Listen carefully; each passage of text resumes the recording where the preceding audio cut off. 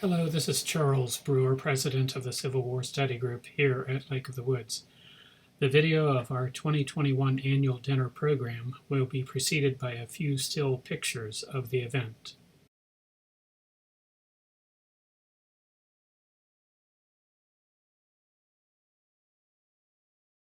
Ladies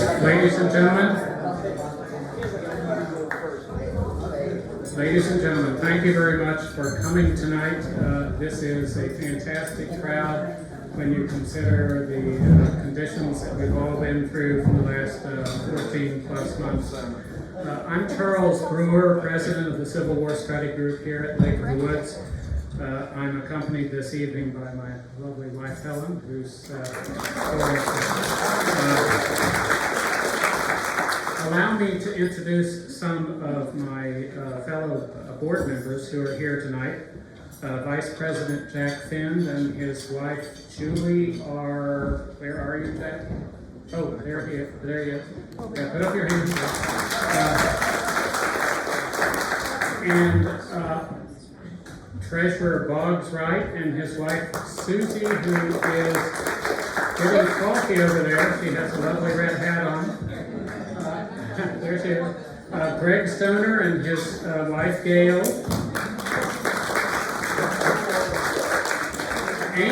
And a first for our organization, 2 board members under the same roof.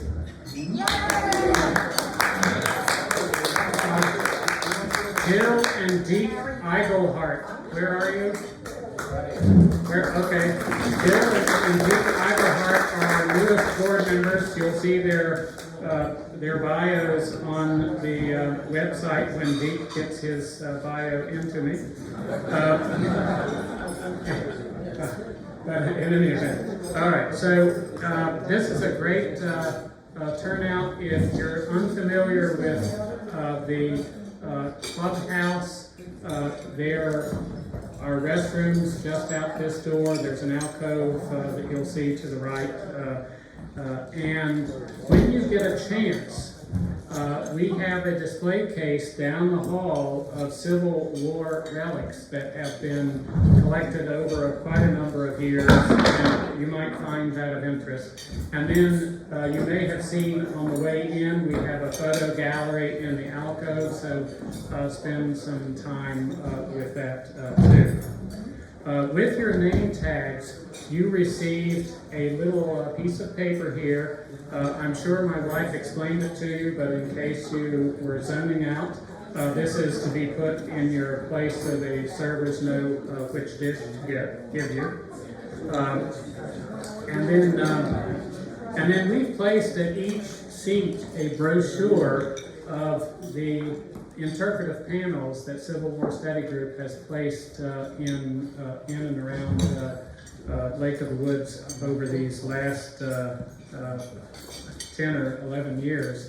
And inside is also a calling card that you can keep with you in your wallet in case you forget our unforgettable website name of civilwarstudygroup.org. But for those with advanced skills, there is a QR thing here that you can point your smartphone camera and it will load the site onto your, and now if you don't have a smartphone, civilwarstudygroup.org, okay?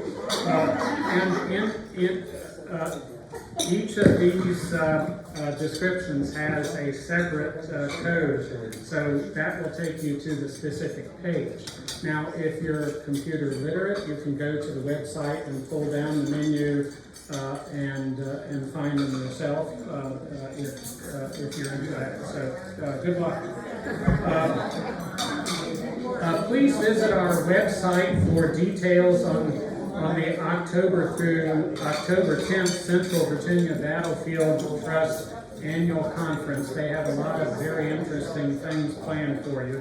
There's a link there that you can press to find out all the details. A reminder that our next meeting will be in this room on October 22nd. Our speaker is Fredericksburg historian Jane Connor. Actually, she's more Stafford County, and she's the author of Sinners, Saints, and Soldiers in Civil War Stafford. That book covers like 6 individuals during the war, but one of them will be the subject of Jane's talk, and that is about Dr. Mary Walker, a wartime surgeon, a wartime surgeon, and a woman Medal of Honor winner.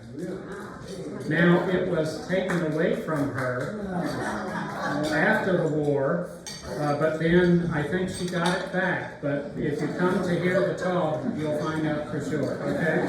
Or else if you read the book. And then a further reminder, the bar here in the President's Room will close at around 7:15 so that we can begin our program. So please enjoy your meal. I hope you all enjoyed your meal. They do a great job here at the restaurant. Ryan and Eric and Melanie were great as always. So thank you very much for their help.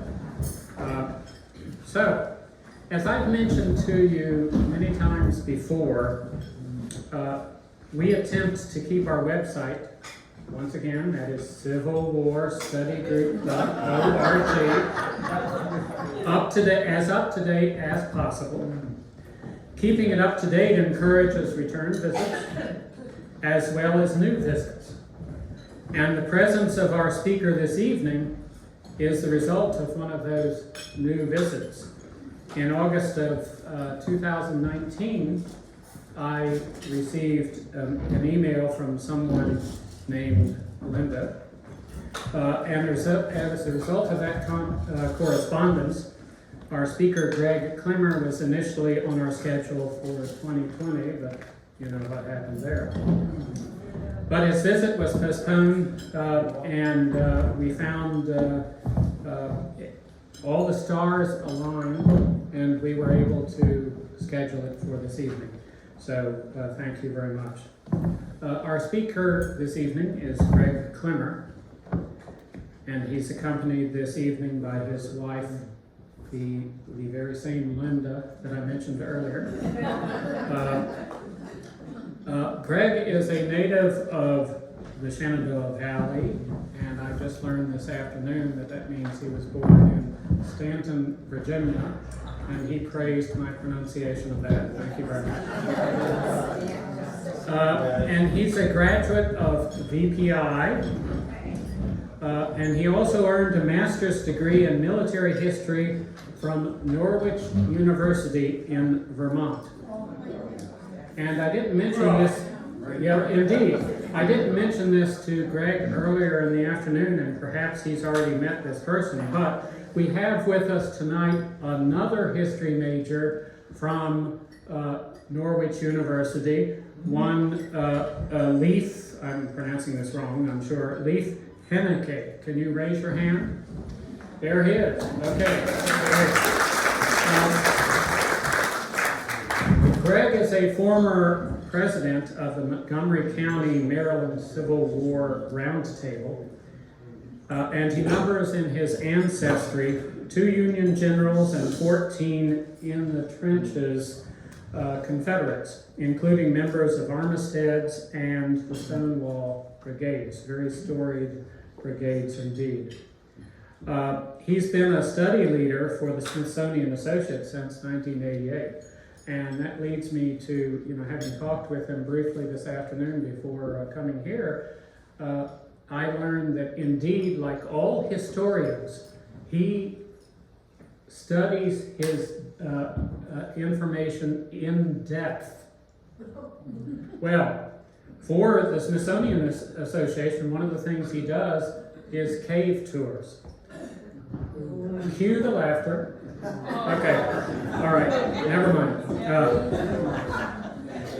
He's a former professor of history at Carroll Community College in Westminster, Maryland, and he's now an on-board lecturer for American Cruise Lines. What a life, huh? Specializing in the histories of the Columbia and Mississippi rivers.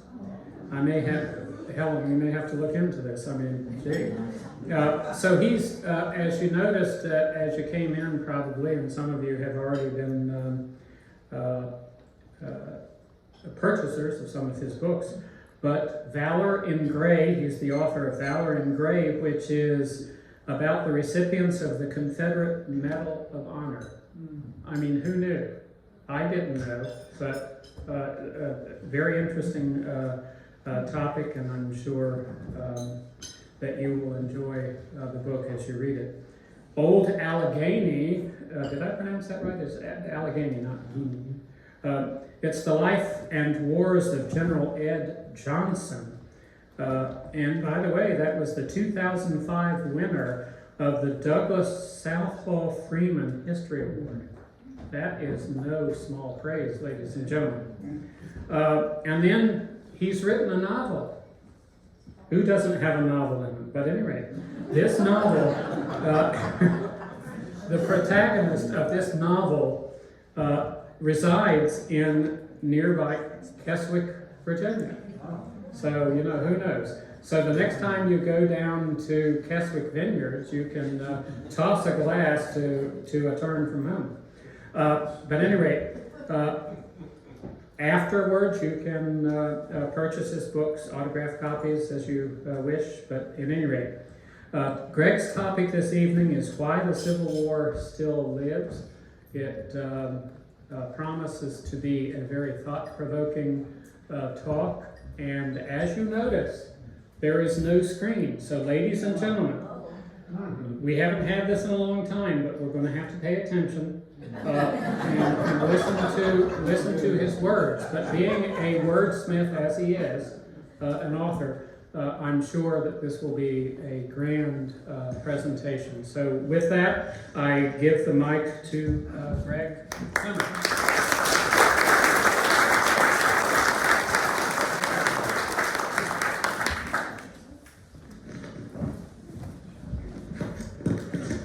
Can you hear me like this? Yes. Yes. How about like this? Yes. Yes.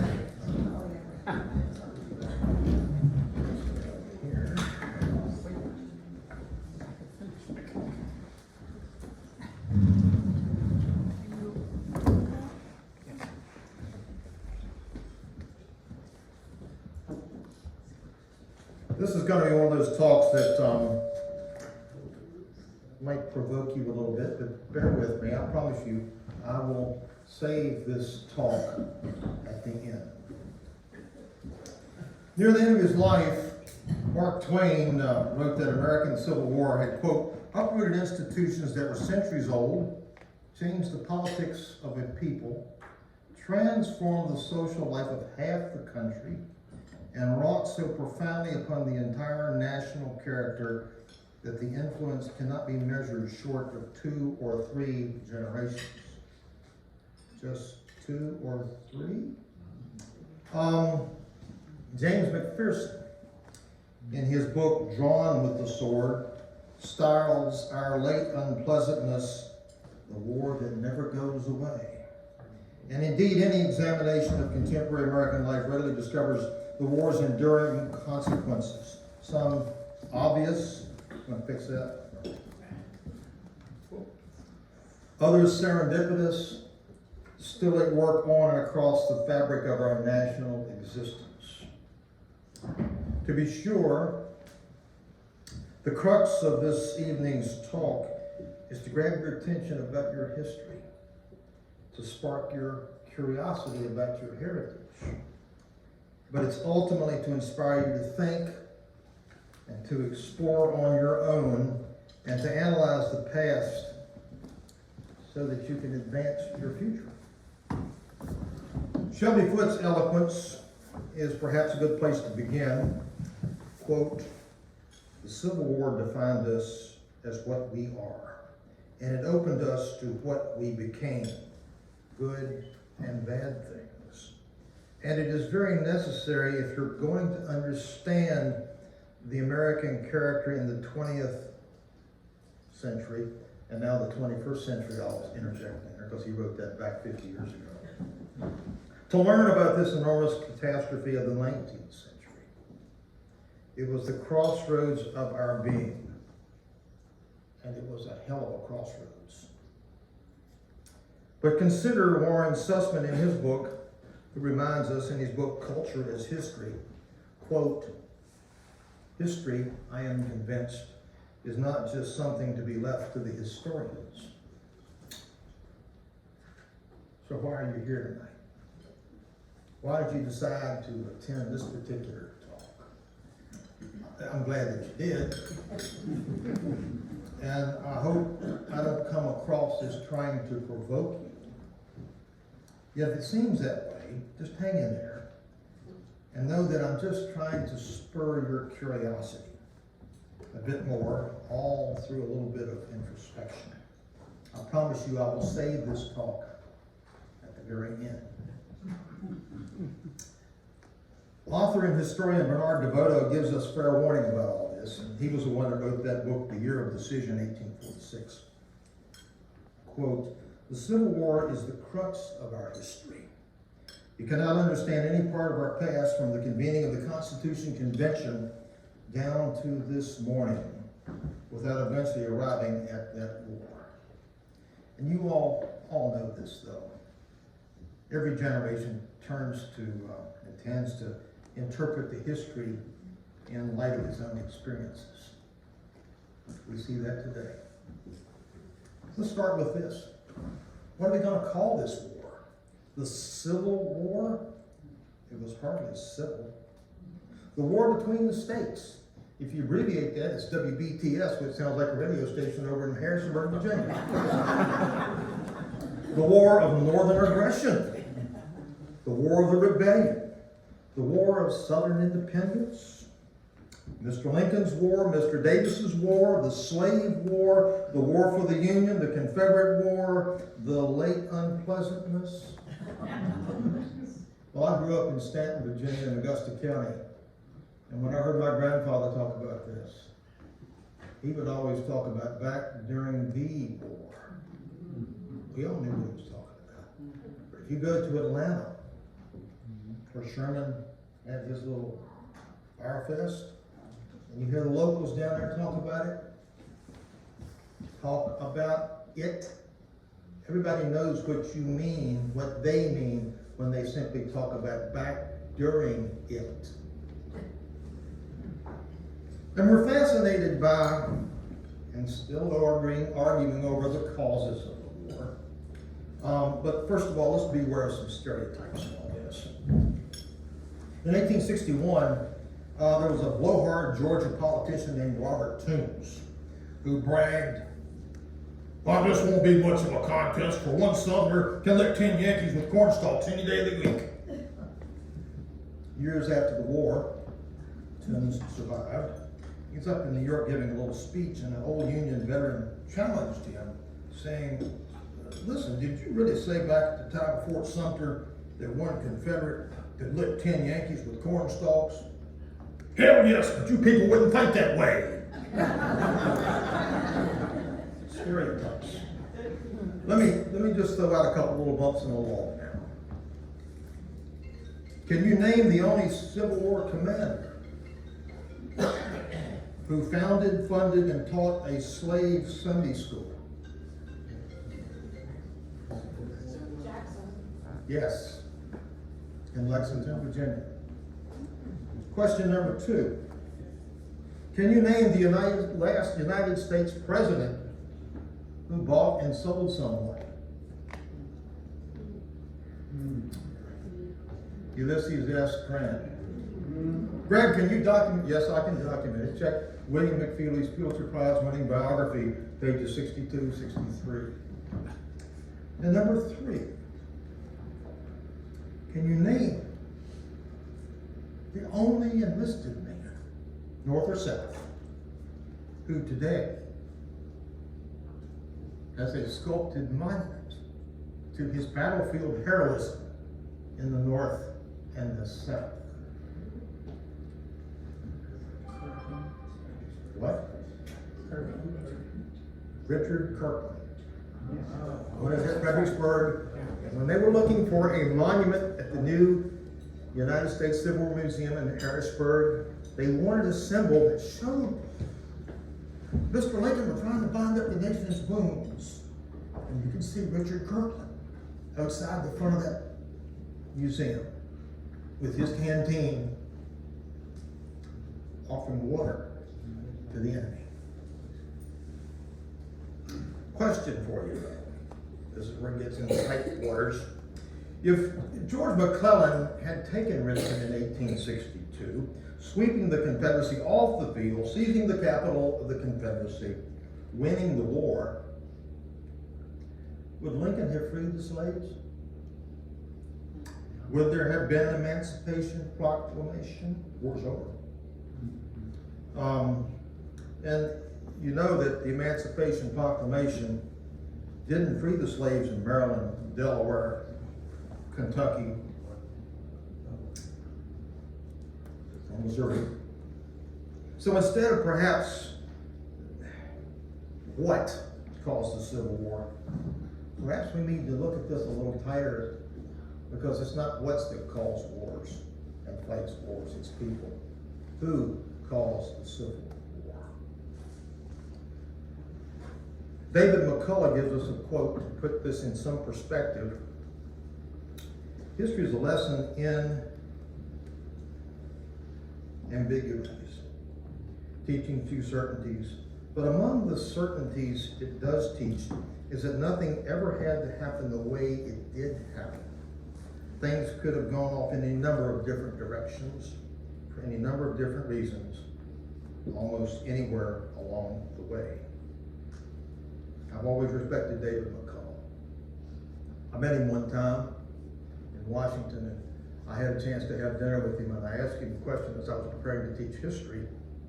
I said, you know, Dr. McCullough, can you give me some, people seem to be bored by history. How can we teach history? And he began to grin.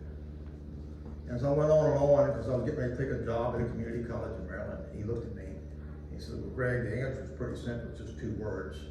And at this point, I was in the palm of his hand. Tell stories. So, let's look at some of those first that happened in the Civil War. Railroads are going to be used for the first time to move masses of troops. The telegraph is going to be used for the first time to transmit all these different messages that need to go all over the place. It's the first time we've had a submarine used in war. Hand grenades, landmines, machine guns.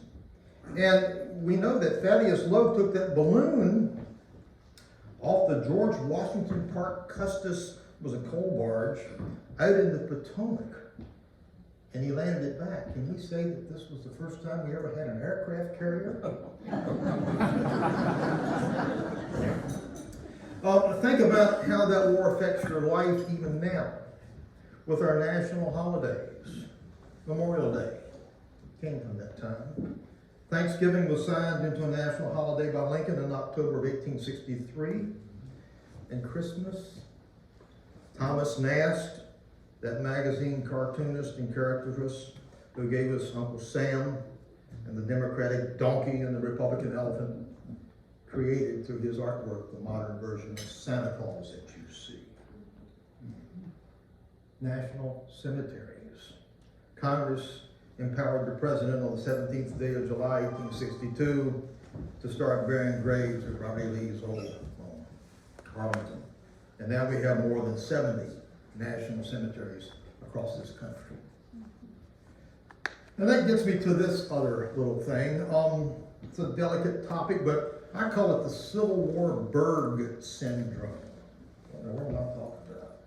Well, think of all those battles like Fredericksburg, Gettysburg, Vicksburg, Petersburg, Sharpsburg, Pittsburgh's Landing, even Chambersburg up in Pennsylvania.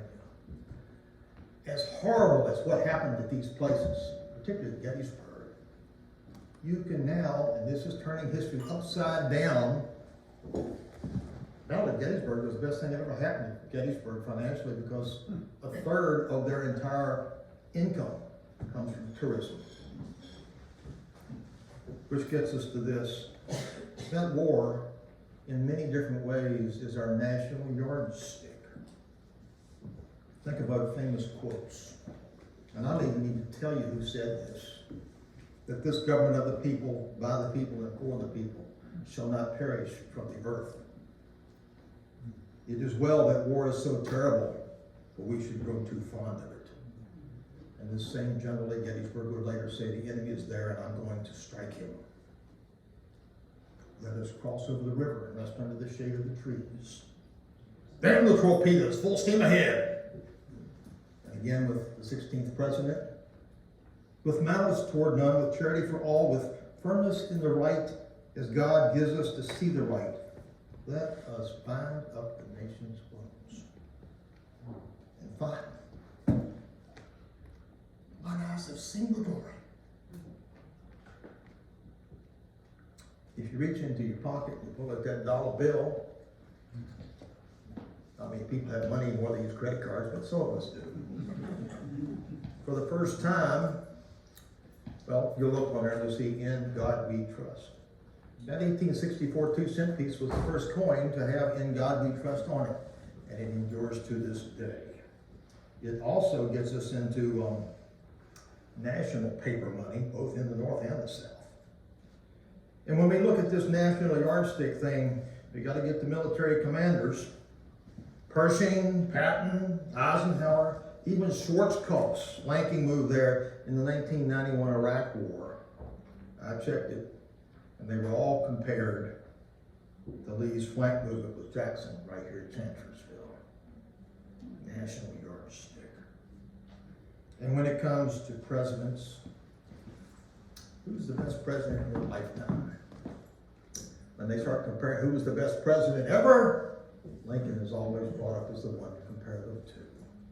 Personally, when people ask me, as a historian, who I think the best president was, it was the first president. Because he set the precedent of being president. Another talk for another time. Characters from that war. Oh my goodness gracious. You got Lincoln and Davis, the presidents. Grant and Lee, as well as Sherman, Jackson, Sheridan, Forrest, Mosby. You notice I'm not giving you first names. You all recognize them simply by their last name. And then there's this one, all the way down to those grandiose and rather incompetences when this fellow officer was gazing upon George Armstrong Custer in his gaudy uniform and remarked that the general looked like, quote, a circus rider gone mad. Or when a Richmond newspaper opined on the inept General Braxton Bragg, quote, sorry ladies for the bad wording here, but an army of asses led by a lion is better than an army of lions led by an ass. Or consider this from Gideon Welles, Secretary of the Navy under Lincoln in Lincoln's cabinet, when they were having a meeting, and Henry Halleck, the Army's chief of staff, was there. This is what Welles had to say. He originates nothing, anticipates nothing, takes no responsibility, plans nothing, suggests nothing, and is good for nothing. And when you look at history, you look at all these strange coincidences, I suddenly begin to write, well, wait a minute, this whole war is bookended on the J.B. bookends. What am I talking about? The J.B. John Brown, Harper's Ferry, October 1859. Most people aren't aware of this, but the first man to lose his life, John Brown, was a free black man, Hayward Shepherd. And at the end of the war, John, and I'll eliminate his middle name, Booth, killed the man that freed all the black men and women. Speeches are national yardsticks still. Haven't heard any good speeches by any politicians recently, and I won't get into any more than that, but if you do, it's going to be compared to those 10 sentences from Gettysburg, from our 16th president. And songs, the Battle Hymn of the Republic, the Yellow Rose of Dixie, Tenting Tonight on the Old Campground, when Johnny comes marching home again. And of course, Hoover peas. And then there's this one from Henry Wadsworth Longfellow. And it's not a Christmas hymn. It's a hymn of mourning. I heard the bells on Christmas Day, and in despair I bowed my head. There is no peace on earth, I said. For hate is strong and mocks the song of peace on earth, goodwill to men. I can think of only one song that really came out in World War I. Over there, over. And Vietnam War, the Ballad of the Green Beret. Can anybody think of one for World War II that sort of dominates what the Civil War is full of? And when we get to poetry, Walt Whitman's Civil War additions to Leaves of Grass or his When Lilacs Last in the Dooryard Bloom are epic. And Lincoln has been documented as having wept when he heard Longfellow's O Ship of State. Let me find it here. I have a small quote for it.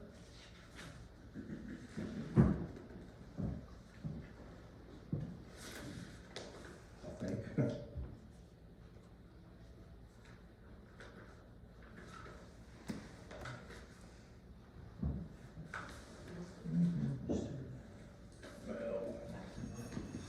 Here it is.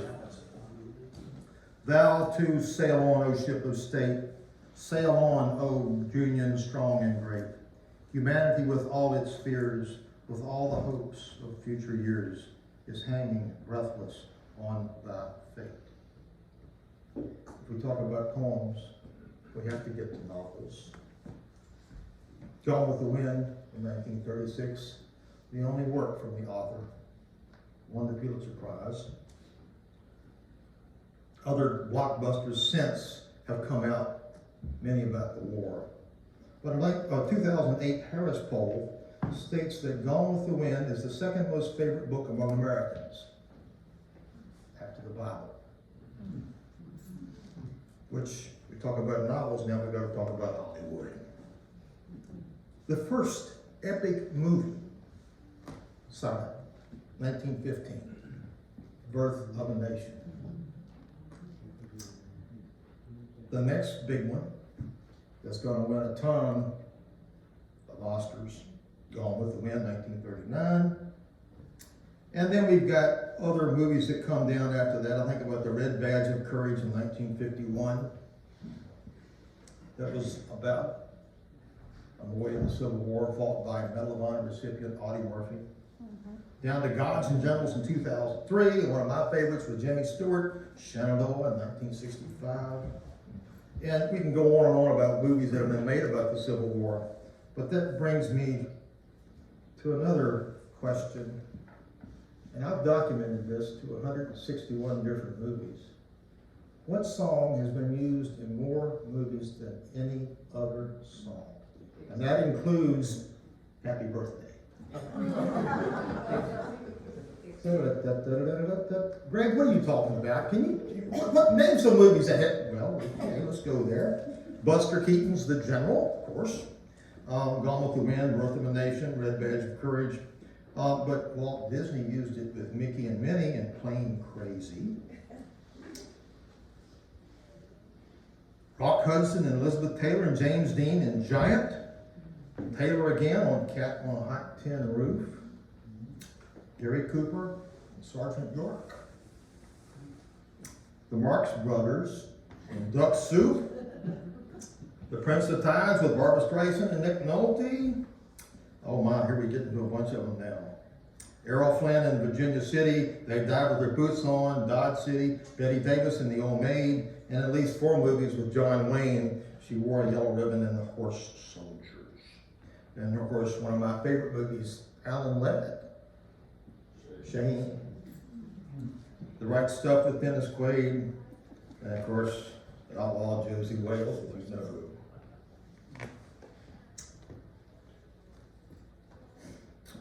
People will say, Greg, oh, wait a minute now, you're talking about movies that were made back in the 30s, back in the 40s, so they don't use Dixie in movies anymore. Want to bet? Robert Duvall in Rambling Rose in 1991, yeah, that's 30 years ago. Runaway Vacation with Robin Williams, 2006.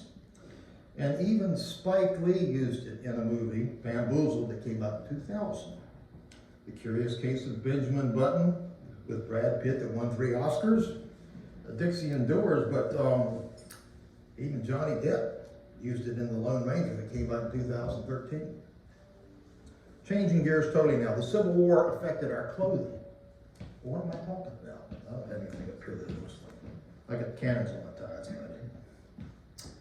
Quartermaster General Montgomery Meigs is confronting when he's got all these thousands of soldiers coming in, and well, we only had small and large uniforms. We got men of all shapes coming in, so now we need a medium and an extra large. Footwear. Until the war, all shoes back in those days were made individually by hand, but the McKay boot stitching machine now cranked them out 50 pairs faster. There was just one problem here, and we have to learn about that. All the shoes were identical. They had different sizes, but there was no left or right. The Civil War gave us this and this. Food. And I'm still researching this one a little bit, but when it comes to canned food, do you know that you can still go in the grocery store and find stuff that was made 150 plus years ago, the same brand, and it's not 150 years old, that food, but canned goods. Borden's condensed milk, Van Camp's pork and beans, and Underwood's deviled ham. And there are others, but I'll just give you this for examples. And when I talk about food, I'm talking about the kitchen, and now ladies, you're on the front stage here. The Civil War brought unprecedented opportunities in the workplace for American women. Think about sizable leaps in general equality in 3 specific areas dominated up to that time by men. Of course, you got clerks, secretaries, and factory workers. But when you work in the factory, ladies, we can't have hoop skirts. That's not going to work because the machinery's going to grab you up and grind you up. Many also accepted dangerous jobs in ordnance plants, making bullets and working with explosive materials. And on both sides, there were horrible, fatal accidents. I think about Brown's Island in Richmond. But the second category, schoolmasters. They're going off to war in increasing numbers, and we still need to teach those kids. So women came in to fill the critical need for teachers, giving us a new word in the English language, schoolmistress. Thank you, Civil War. And the last category, but this is an easy one. The greatest contribution came in nursing. Before 1861, respectable women did not visit a hospital with all its suffering, blood, odors, filth, and lack of modesty.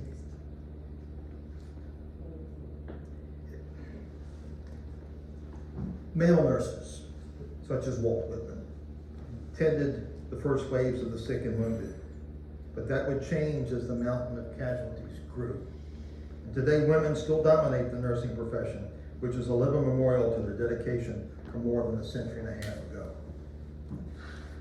Now, if I had a watch on, I'd look to see how much time I've got here, but I think I've got a little bit more time left, so. Thank you, sir. That was fun. But that also gives us something that comes from that Civil War, too.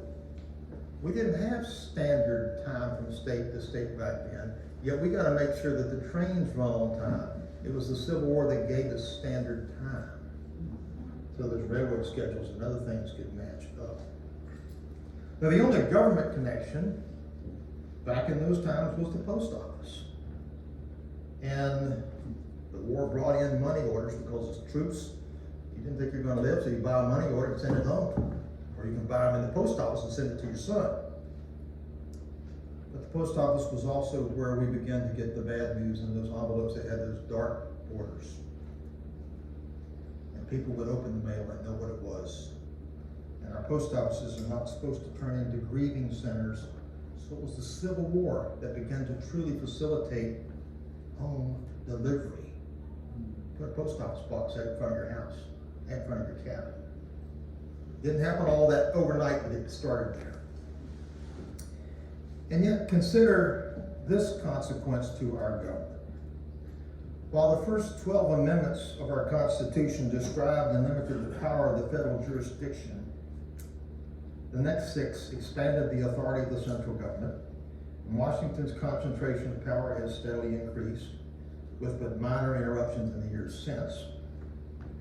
Put another way, the Civil War settled the matter of state sovereignty, one of the many supposed causes of the war. For if a state voluntarily entered the Union but could not freely leave the Union, what significant power remained with that state? Not much. One way to put it. The states after 1865 clearly became subservient to the national government, but the world was changing and we were evolving as a democracy. One of the things that you see, though, when you look at documents, and I've read diaries and hundreds of documents in my research on my books. And it was my old professor at Virginia Tech that first suggested, Greg, check this out, see what you find. When you read those diaries and letters home and documents, people always talked about before 1861, the United States are. And after 1865, more and more until now, the United States is. We're one big family. And that's not necessarily so bad a thing. Just to digress for a moment, when I do Smithsonian tours, this question comes up all the time. Greg, what do you think would happen if the South had won the Civil War? Well, I talked to Ed Barsa about that one, passed away a year ago, God bless him. But we would often wonder about that ourselves. And finally I realized one day, wait a minute, I need to give them an answer for this. I just can't ignore it and flick it down the road. Greg, what would have happened if the South had won the Civil War? Well, that's a good question. I've thought about it many times, but I'll tell you something. There's a very good chance that today we might all be speaking German. Think about World War I. Confederate States, United States, and they didn't help out France and England. And if there's World War II, they might be coming across the Atlantic. Anyway, that's just supposition. Remember that in the mid-19th century, Republican governments across Europe were toppling one after another. Those great rebellions in Europe in the late 1840s. And America gave now every indication of heading down that same road. Yet Lincoln was determined not to let the American experiments end in failure. As he would say, we must settle this question now, whether in a free government, minority have the right to break up the government whenever they choose. And then a letter that I'm sure you are familiar with this quote, that he wrote to Horace Greeley in August 22nd, 1862. I would save the Union. I would save it the shortest way under the Constitution. The sooner the national authority can be restored, the nearer the Union will be the Union as it was. My paramount object in this struggle is to save the Union. It is not either to save or destroy slavery. Well, the war would evolve. The Emancipation Proclamation would come out. And he's going to be asked the same question 2 years later, almost to the day, from a past governor from Wisconsin, Alexander Randall. And his answer, my enemies say I am now carrying on this war for the sole purpose of abolition. It is, and these are the words of Lincoln, it is and will be carried on so long as I am president for the sole purpose of restoring the Union. But no human power can subdue the rebellion without using the emancipation lever as I have done. Freedom has given us the control of 200,000 able-bodied men born and raised on Southern soil. It will give us more yet. My enemies condemn my emancipation policy. Let them prove by the history of this war that we can restore the Union without it. And then there's this. Bear with me. Here comes the provoke part. After Appomattox, Southerners found themselves at the mercy of a North that did not always show mercy. Defeat plus the Reconstruction years of martial law and our 200,000-man post-occupation army unified the Northern people beyond what the war had done. Now more than ever, they clung to the past. Having experienced the horrors and destructiveness of war as much as any people who ever lived, they often found it easier just to look back and put a strange romantic gloss on all of this and call it the lost cause. Southerners still talk a lot about the burden of their history, meaning the heavy load of losing the war and having to get over defeat. Indeed, people who lose wars tend to remember them a lot longer than those who win. This burden soon evolved into a puzzling paradox, however. On the one hand, the South was a distinctive part of a country it had done much to create. Now it was part of a new society with which the South had little in common. The South, after the Civil War, would spend at least, well, let's just say many decades, struggling with the problem of how to catch up with the rest of the U.S. without being consumed by the rest of the U.S., without losing their entire identity in the process. And yet, beyond defeat, subjugation, and poverty, the South was left with something else after Appomattox. You see, even today, many Americans perceive racism as a purely Southern problem. Back then, the fact that most blacks lived in the South gave the charge a measure of credence. And yet, while blacks remained in the old Confederate states, afterwards is in fact often, if not conveniently, overlooked. To be sure, after the war, blacks did migrate to that promised land of opportunity, only to find that the North didn't offer those 40 acres and a mule, or anything else beyond the legal Declaration of Freedom. And the long-range effects of this are going to explode decades later as race riots in Chicago, Tulsa, Detroit, Los Angeles, Philadelphia, Harlem, and Boston, and a dozen other metropolitan areas graphically debunk this long-held stereotype, because racism in America has no sectional boundaries. It is a nationwide sickness. I often get asked this question, Greg, how come we never hear from the Northern Poverty Law Center? Because there isn't one. And there's this question I got asked one time when I did some research. Can you name the first major metropolitan area in this country that enforced inner-city school busing? Boston. And yet, my old professor at Virginia Tech, James Robertson, said this: it is the South that has remained the target of accusations of racial injustice, and one might say with unconcealed cynicism that the South has had to bear the brunt of a national guilty conscience far after the fighting stopped. Two stories that I'll conclude. Being a Smithsonian study leader, many with the legendary Ed Barsh, who was chief historian of the National Park Service. One day I got a phone call, it was summer 2011, and downtown asked me if I could do a tour of Gettysburg for this Oracle Corporation coming to Washington, and they had their sales team coming in, and they wanted to have dinner in the Smithsonian, tour of the White House. And they wanted to spend a day at Gettysburg. Greg, can you do a Gettysburg tour for them? Well, Gettysburg's a 3-day battle. I got to do a Gettysburg 101 with them because it's a whole lot there. I said, yeah, let me talk to the guy that's heading this up. His name is Keith Block. So I got his phone number, and I'm playing back and forth with this phone number. He wouldn't answer. And finally, he called me back, and he had just been to Steve Jobs' funeral. Holy cow, this guy's way up there. He knew Steve Jobs. So we talked, and he said that he wanted to just to get away from DC and take a tour up there and do some history. And I said, yeah, I think we can make this work. So I went down to Georgetown the night they got there, spent the night with them, got to meet them a little bit. There are only 17 of them. Salesforce for Oracle. So the next day we get on the bus, great big old bus, and I look back, there's only 17 people. Everybody's got their own seat. Well, to do it right, you have to give them, a little, I don't know how much history they know. The first question you always ask is, how many of you all have been to Gettysburg? 3 hands went up. All right, we're going to back this down a little bit. So I told them about the war, how it got started, and how it was Chancellorsville that gave Lee the opportunity to go into Pennsylvania, to go into the North for the second time.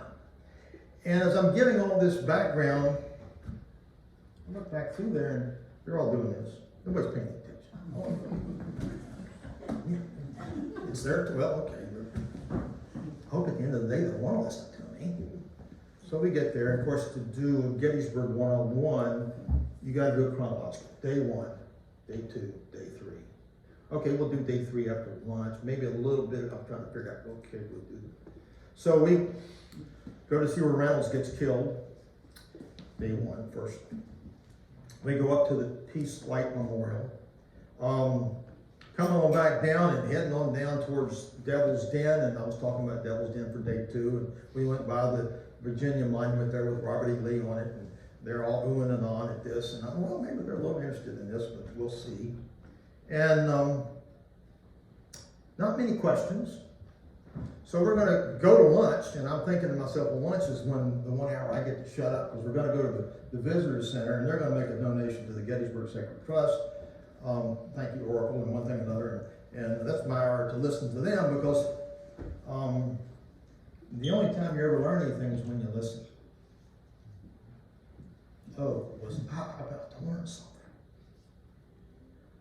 So we get down to the last stop before lunch, and it's right up on top of the hill where the 20th Maine was.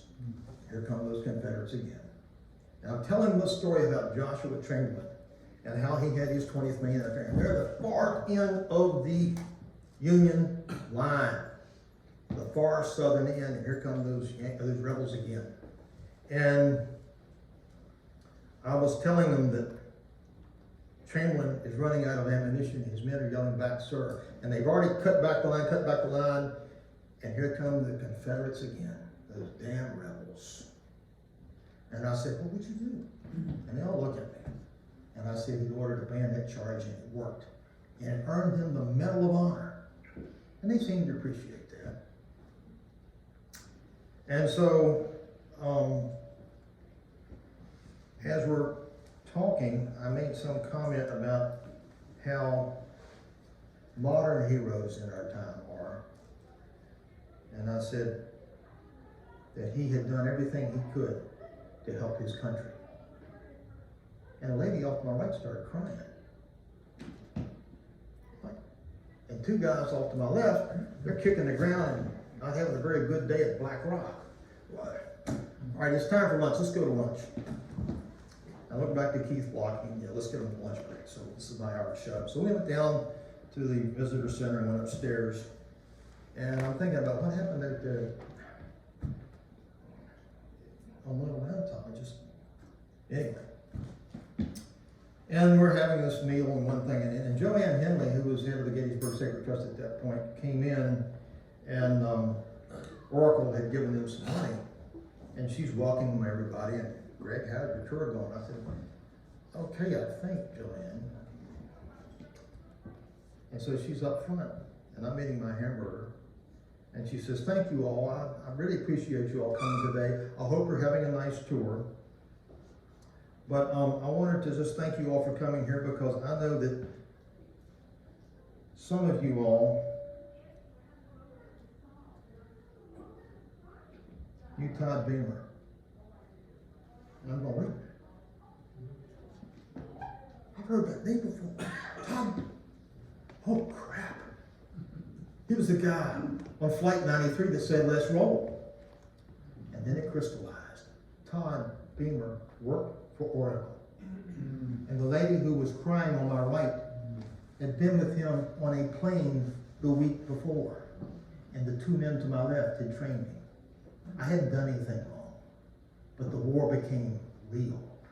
Because that day when I was out there, I remember back now, I told them I'd written this book about the Southern heroes. We're all in one country now. And I had been looking for a good, concise definition of the word valor. And I found it in the words of Winston Churchill. Valor is a virtue. But it's the virtue that ensures all the rest. And that lady had started crying.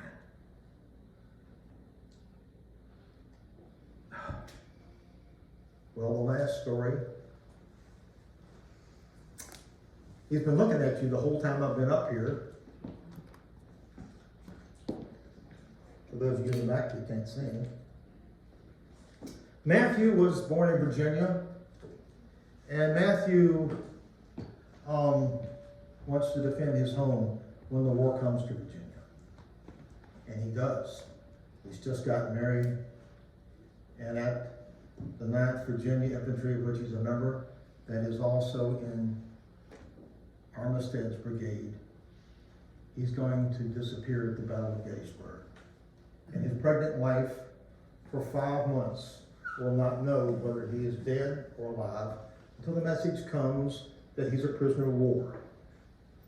He goes back into the army, exchanged, and will get captured again right near the end of the war at Five Forks, a week before Appomattox.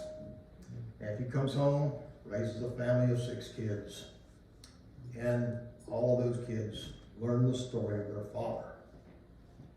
Well, little Nanny, who was born in 1874, grows up and gets married, and she tells the story of her father to her son, Henry. And Henry thinks this is fascinating. And Henry grows up and gets married, and has 4 kids, and he tells the story, particularly to his oldest daughter, little Betty. And when Betty grows up and gets married, she has 4 kids, and she'll tell her little boy, me, about my great-great-grandfather. Fascinating. I just thought this was great. Wow. Until one day, the brick wall hit me in the face. Gregg, all of those bullets in Pickett's charge in which he was captured in, that were doing this and this and this, if one of them had done this, I wouldn't exist. My great-grandmother, whom I knew, she passed away when I was 8, wouldn't exist. So when you look at those empty chairs around you, think about all the little boys and girls who can never be because this war took away their ancestors. And be thankful that you're here because your ancestors were as lucky as mine. Thank you very much.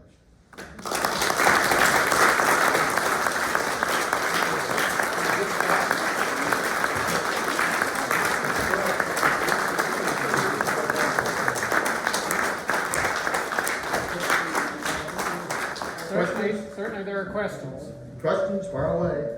If you want to. Don't shoot, please.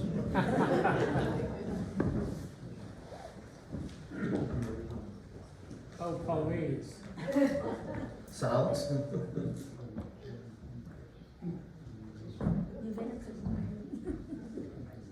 Well, I can give you an answer to one that you all might be thinking about.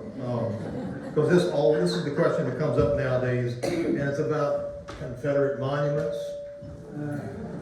If you don't want me to go there, throw rocks at me or whatever. I get asked that question, and I thought for a long time, what am I going to say about this? But I will quote 2 sources. I've already quoted him once, Winston Churchill. If we open a quarrel between past and present, we shall find that we have lost the future. Winston was always good with words. But the one that brings total silence when I quote it. Proverbs 22:28. Remove not the ancient landmark which your fathers have set. You can go to George Orwell all day long. He's got all kinds of stuff right there. But it's a divisive issue in our country now that just seems to be, what should I say? I don't know what we're going to do. It's just sad in a way. And maybe I should be like Forrest Gump. That's all I'm going to say about that.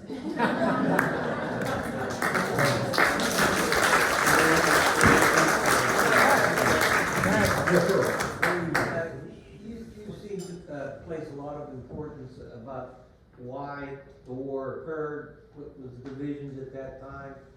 I personally, I'm only a 3rd generation. I'm an immigrant from the immigrants, but All right. I went to Gettysburg, and every time I go there, I get goosebumps.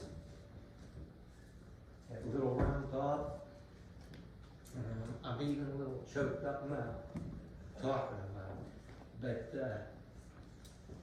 what you mentioned about the central government and the state's rights, I just wonder how people consider themselves.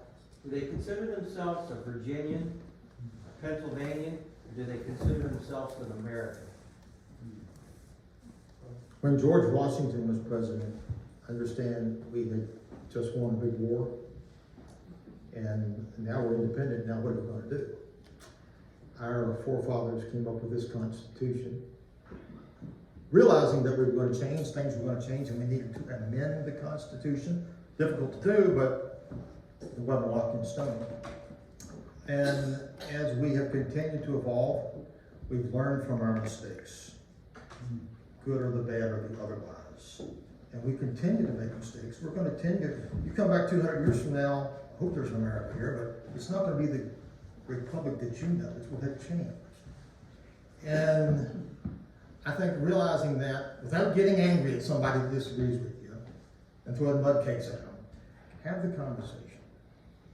And being a military historian, I have searched for this on and on and on. And it's still an evolving process, but there's only one cause to all wars. I'm going to set myself up for that. We can have our differences, but we'll settle them out. But when we disagree to disagree, or disagree to agree, rather, excuse me, that's the problem. And that's what causes all wars. Intolerance. Tolerate the differences. Yet, there are going to be certain things that happen that we can't be tolerant of anymore. What would you have done on December the 8th, 1941? Terrible back then, but let me present you this one thing. That's the best damn thing that ever happened to Japan. They have the highest standard of living of anybody in Asia. Thank you, America. But they don't teach that in school.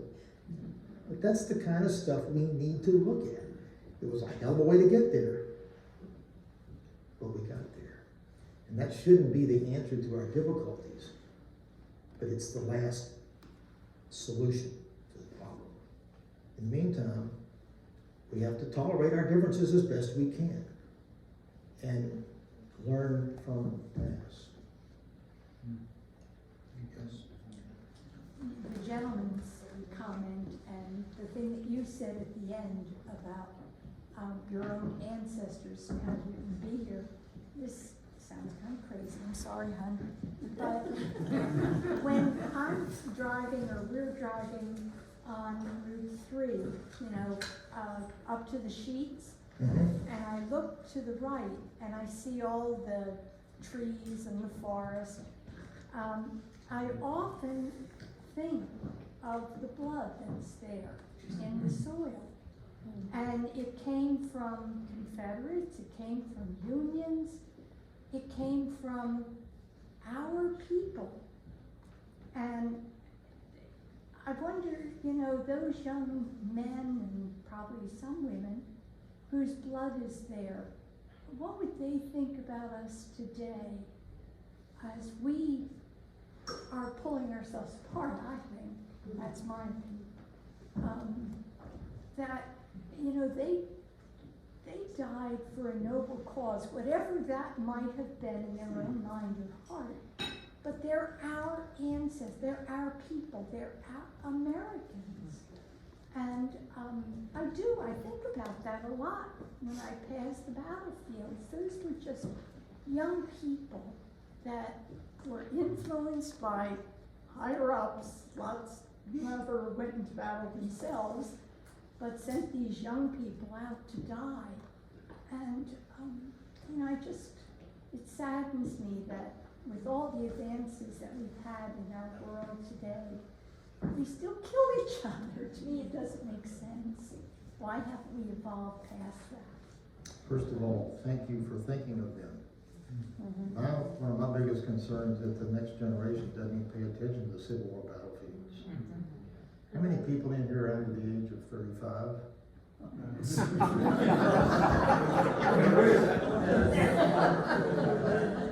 8:30. Too late. Yes, sir.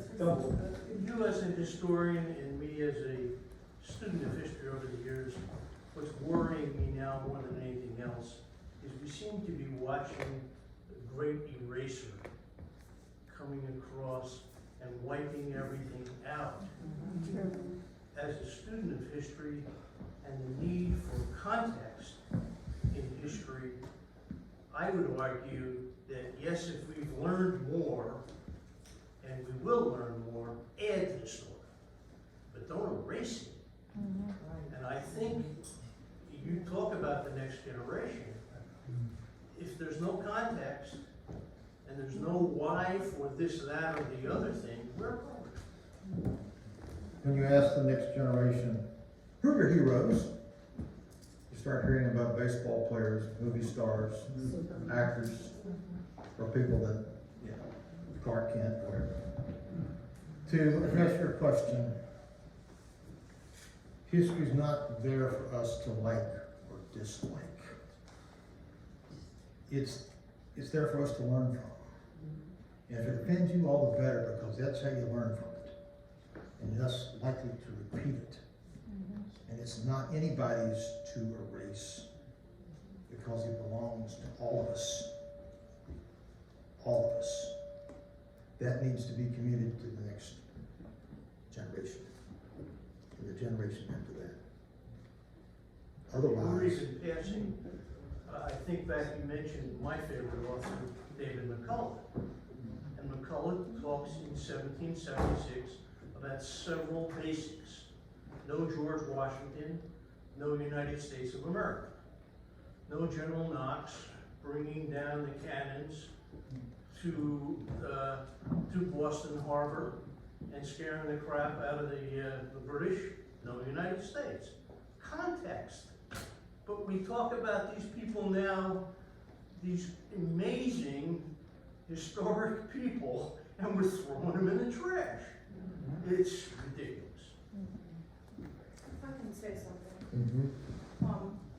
I think as we get more and more, I mean, there's only so much teachers can teach in a school system.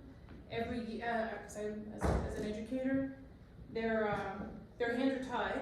Sometimes there's a curriculum that's band-aided down with them, and there's so much history, and history keeps coming and coming.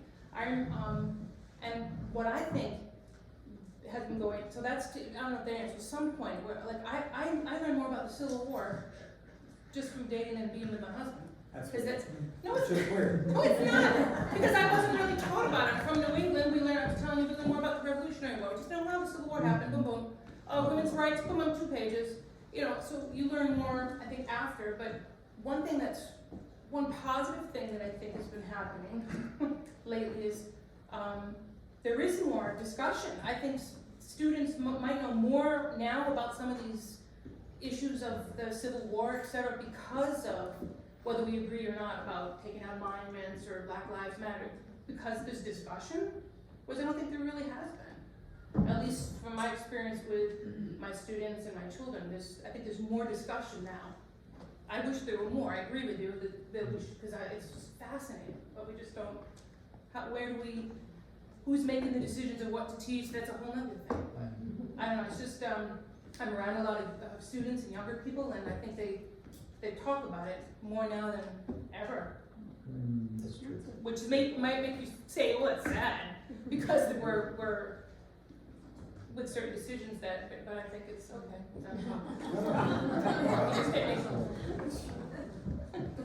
About the statues, yesterday I read the reason why the blacks do not like our statues is because they're white, they have no color to them. They say, well, let's add some pigmentation to them. Maybe they'll like them, maybe they won't take them down then. They stop taking them down till they're done. I seen one statue years ago down in Richmond. Bojangles. Wikipedia, he taught the little girl how to tap dance. The thing Shirley about- Temple. Who? Shirley Shirley Temple. I mean, read the Wikipedia about his story. Bojangles statue. That's what we should be talking about. He taught It's really simple, how to dance upstairs, which is very hard. 3 Hollywood movies, and he did many other Hollywood movies. And he was a black American. And I'm, yes. I'll just close with this one last anecdote.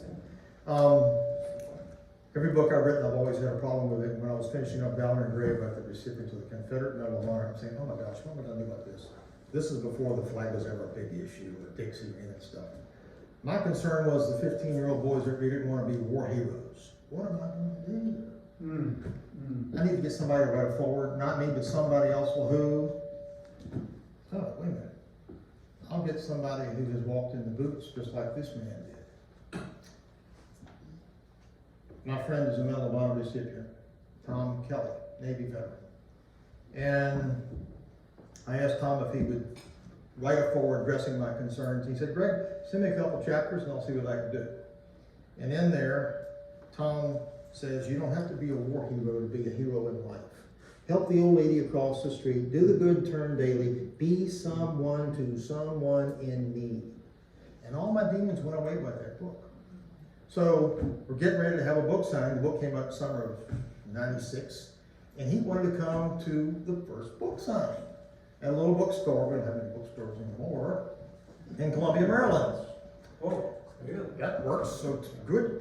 Golly, Tom's coming. Now he can sign the book too. Maybe we'll sell a dozen books. Well, the word got out that the Medal of Honor recipient was going to be there, and he could sign the book too, and we sold over 200 books, and I'm blown away.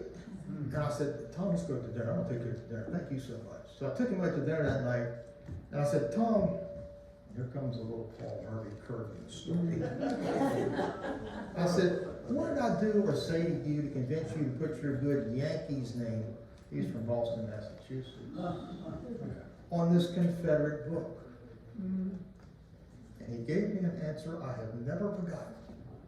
Greg, you're the historian here. You know better than I do. It was the soldiers themselves, blue and gray, after Appomattox, that were the first to start bringing us back together again. We can learn from that example. Excellent.